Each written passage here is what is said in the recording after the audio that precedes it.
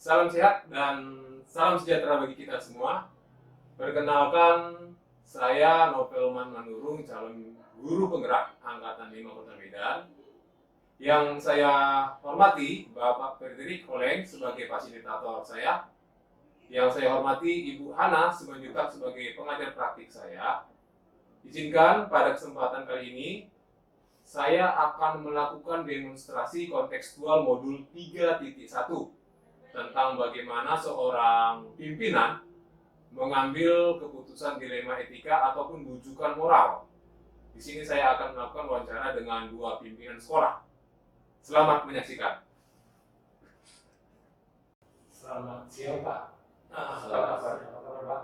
Baik, hari ini saya juga. Terima kasih Pak atas waktu yang Bapak berikan kepada saya. Di sini saya Pak bermaksud mewawancarai Bapak sebagai kepala sekolah di SMK Negeri Medan untuk memenuhi tugas calon guru penggerak saya dalam modul 3.1 itu tentang bagaimana seorang pimpinan mengambil keputusan dilema etika terkait suatu kasus yang akan diselesaikan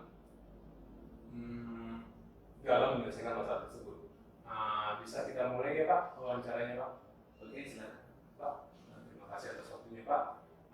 Untuk yang pertama Pak, saya ingin menanyakan selama ini bagaimana Bapak dapat mengidentifikasi kasus-kasus yang merupakan dilema etika atau rujukan moral?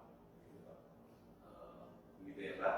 Baik, untuk menyelesaikan kasus tersebut, saya perlu mengetahui kasus dan memetakan kasus tersebut sehingga dapat diselesaikan, ya, dipetakan menurut yang terkait dengan dilema etika ataupun rujukan moral. Sebab suatu kasus terkait dengan orang-orang atau pihak-pihak yang memiliki kepentingan, maka sebagai kepala sekolah saya harus mampu memilih atau mengambil keputusan yang berkaitan dengan nilai-nilai kebajikan, ya. Sebab di sini kita melihat dan mengumpulkan data-data yang terkait akan masalah yang harus diselesaikan dan menguji, ya, setiap keputusan yang akan diambil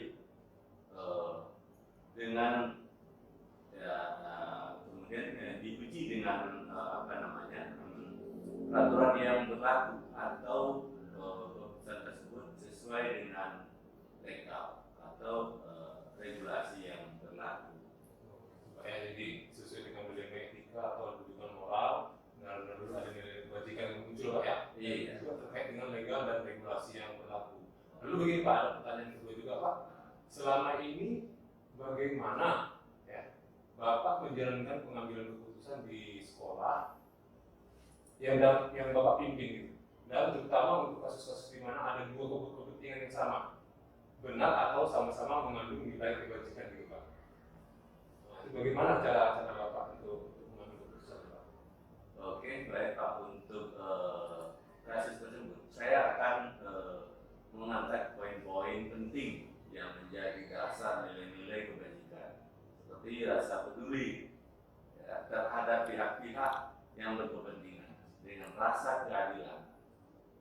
Rasa keadilan, kemudian ada rasa belas kasihan yang nantinya berdampak pada setiap orang ataupun pihak-pihak yang terkait pada kasus yang akan diselesaikan. Jadi Pak ada kaitan dengan rasa keadilan, Iya. juga belas kasihan Pak ya, Iya. karena menyangkut kemanusiaan ini Pak ya. Iya. Oke Pak. Lalu Pak ini ada pertanyaan saya yang ketiga Pak. Langkah-langkah apa atau prosedur apa seperti apa yang biasa Bapak lakukan selama ini dalam melakukan suatu keputusan Pak? Langkah-langkah yang saya lakukan ada dua, yang saya lakukan selama ini. Yang pertama, mengambil keputusan dengan nilai-nilai kebajikan dan rasa peduli, dan saya menentukan siapa-siapa saja yang terkait dalam menyelesaikan kasus tersebut. Lalu yang kedua, mengumpulkan data dan fakta yang terkait dalam kasus yang misalnya kasus anak yang bermasalah ataupun kasus yang menyangkut tugas guru dalam melaksanakan tupoksinya. Nah inilah dua cara yang saya lakukan selama ini. Oh, berarti begitu ya. Mengambil dari kebajikan, rasa peduli, lalu mengumpulkan fakta dari masalah yang sedang kita akan hadapi Pak ya, untuk mengambil keputusan akhir ya Pak ya. Iya. Oke Pak, itu untuk pertanyaan ketiga. Lalu ada pertanyaan keempat saya Pak nih. Menurut Bapak, hal-hal apa saja yang selama ini Bapak anggap efektif ya dalam pengambilan keputusan pada kasus-kasus dilema etika Pak?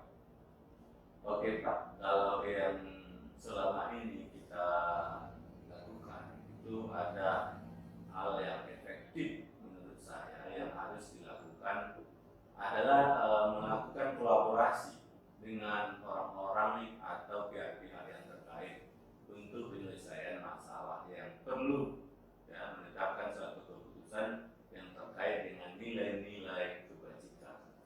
Gitu Pak. Jadi Bapak berarti mengumpulkan orang ya Pak, mengumpulkan orang-orang yang terkait agar mengambil suatu keputusan secara bersama berarti Pak ya. Iya. Terima kasih Pak.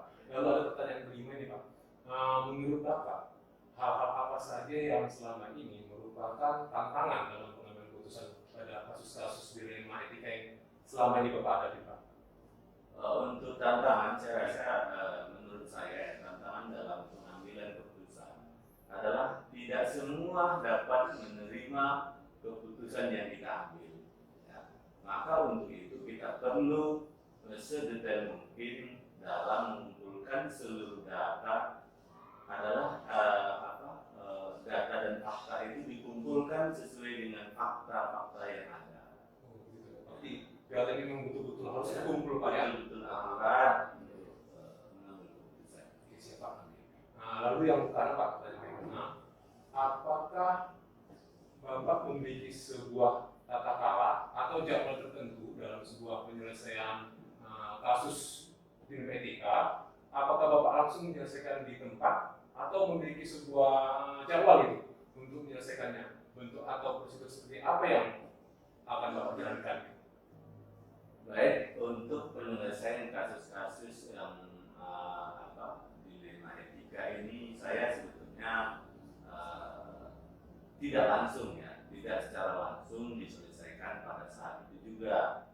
Ya, saya harus melakukan koordinasi dengan beberapa stakeholder, yaitu Wakasek, guru yang terkait untuk penyelesaian kasus tersebut.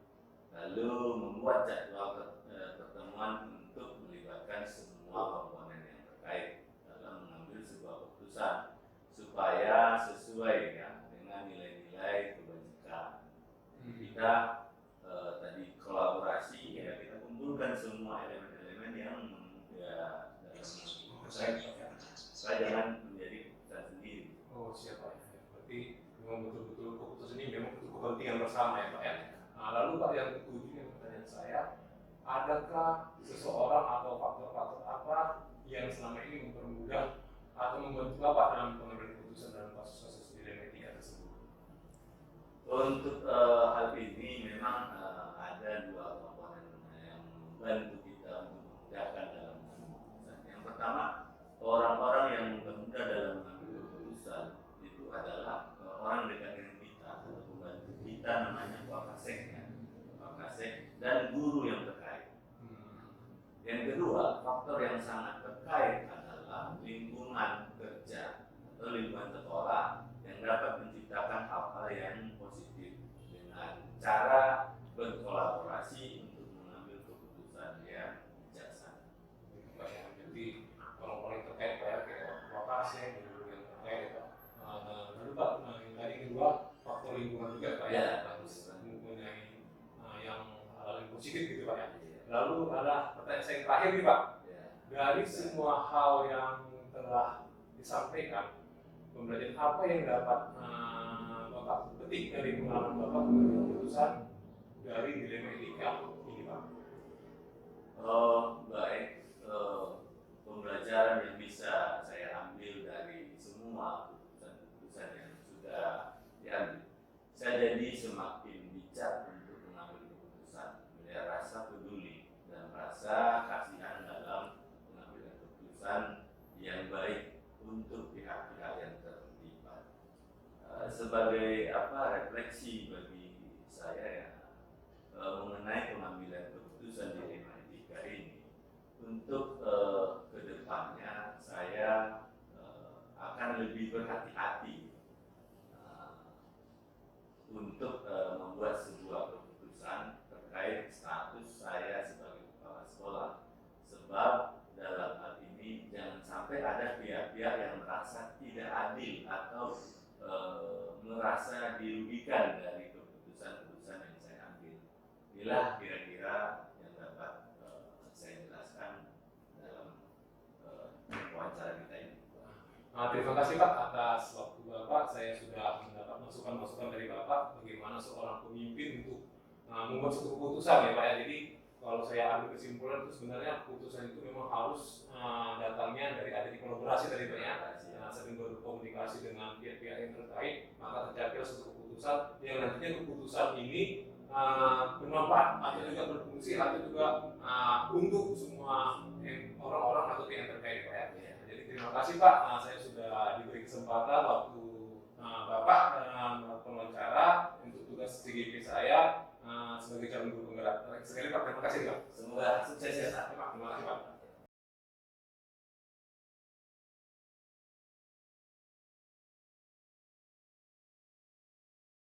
Oke, selamat siang buat kita semua. Di sini saya akan mewawancarai salah satu pimpinan yang ada di SMK Negeri 2 Medan, yaitu Bapak Artan Ganes Teguh, SPD MPD, yang pada saat ini mewakili daripada kepala sekolah SMK Negeri 2 Medan.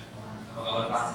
Baik. Terima kasih Pak atas waktu yang Bapak Artan di atas SPD MPD berikan kepada saya untuk mewawancari Bapak dalam memenuhi tugas CGP saya dalam modul 3.1, yaitu tentang bagaimana seorang pimpinan mengambil keputusan dilema ketika terkait suatu kasus yang akan diselesaikan. Bisa kita mulai Pak wawancaranya. Selama ini pertanyaan pertama ya. Selama ini bagaimana Bapak dapat mengidentifikasi kasus-kasus yang merupakan dilema etika atau rujukan moral di sekolah yang Bapak pimpin? Jadi selama ini pengalaman yang kita lakukan di sekolah dalam menghadapi dilema etika dan rujukan moral ini, kita mengidentifikasi permasalahan yang berkenaan dengan dilema etika dan rujukan moral, sehingga dengan cara mengidentifikasi itu kita mendapatkan apa solusi-solusi yang akan kita berikan, baik itu permasalahan di dalam guru maupun siswa, sehingga permasalahan itu tidak merugikan salah satu itu, dan kita berharapnya masalah-masalah yang kita selesaikan dan pendapat yang kita berikan itu malah dapat memberikan petunjuk atas masalah-masalah yang kita dapat dalam kegiatan dilema dan rujukan moral. Lalu gini Pak, ada pertanyaan juga nih. Selama ini bagaimana Bapak menjalankan pengambilan keputusan tersebut di sekolah yang Bapak pimpin, terutama untuk kasus-kasus di mana ada dua kepentingan yang sama-sama benar atau sama-sama mengandung nilai kewajiban? Baik, jadi selama ini yang sudah kita jalankan dan mudah-mudahan memang sudah kita laksanakan di sekolah ini Pak.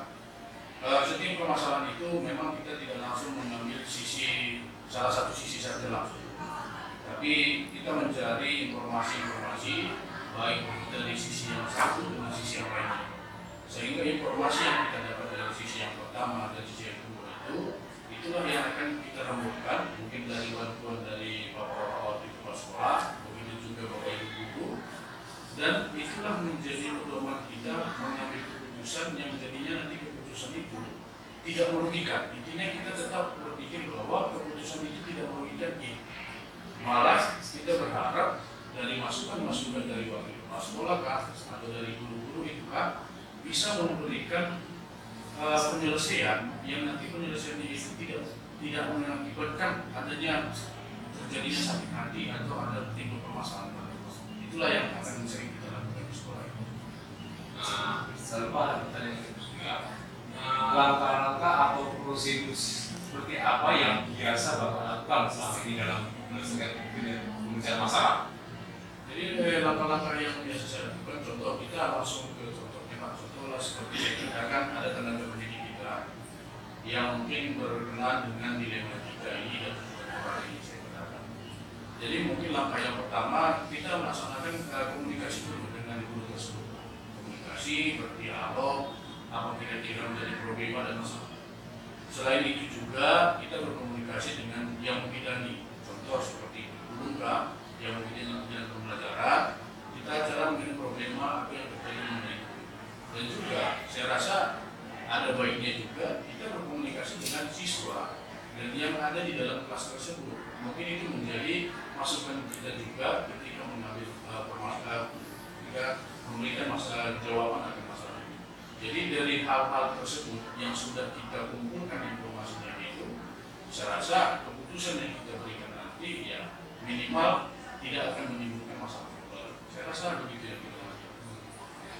Nah, lalu yang selanjutnya pertanyaan selanjutnya untuk kami, menurut Bapak hal-hal apa saja yang selama ini Bapak anggap efektif dalam mengambil keputusan pada kasus-kasus dilema etika? Hal-hal yang efektif itu menurut saya Pak berdialog ini Pak, berdialog. Artinya ketika pengambilan keputusan ini kita tidak hanya melihat hanya dalam satu pihak. Walaupun terkadang dilema ini bisa berkenaan dengan pelanggaran ya saya katakan peraturan. Tapi kan terkadang kalau kita selamanya di sosial tidak bisa 100% kita melaksanakan itu secara murni dengan peraturan. Tapi kita harus bisa melaksanakan dialog, kita mencari dulu inti permasalahannya, sehingga dari inti permasalahan inilah kita dapat mengambil keputusan apakah memang harus ada tindakan yang kita lakukan kepada yang bermasalah tadi, atau memang harus ada bantuan yang kita berikan untuk orang yang bermasalah tadi sehingga masalah itu tidak menjadi masalah baru dan tidak menimbulkan ya artinya dengan kawan-kawan yang lain yang menimbulkan ada image bahwa guru-guru ini memang sengaja untuk melaksanakan masalah itu. Itu saja. Ini Pak, menurut Bapak hal-hal apa saja yang selama ini merupakan tantangan dalam pengambilan keputusan pada kasus-kasus dilema etika? Tantangan terutama di dalam sekolah memang banyak Pak. Artinya sebagai kita pengambil keputusan selalu berpikir, contoh lah saya katakan kita berbahasa mengenai masalah guru. Ketika kita mengambil keputusan itu, kita mungkin berpikir bahwa keputusan yang kita berikan itu sudah sesuai dengan apa yang kita harapkan. Artinya permasalahan itu dapat selesai.